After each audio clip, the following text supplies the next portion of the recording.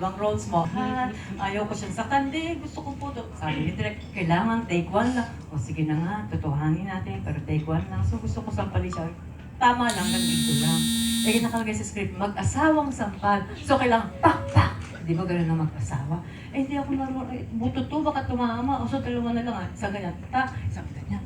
Pag sampal ko dito, gumanon yung mukha niya. Tapos pag hindi siya bumalik kagad, tinamaan yung bibig niya. Pag gano'n, isang mabilis na yan hindi pa siya gumanon. Natamaan yung bibig niya.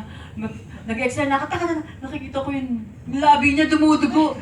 Dumudugo na yung labi niya. So, syempre, ayaw ko naman i-cut yun.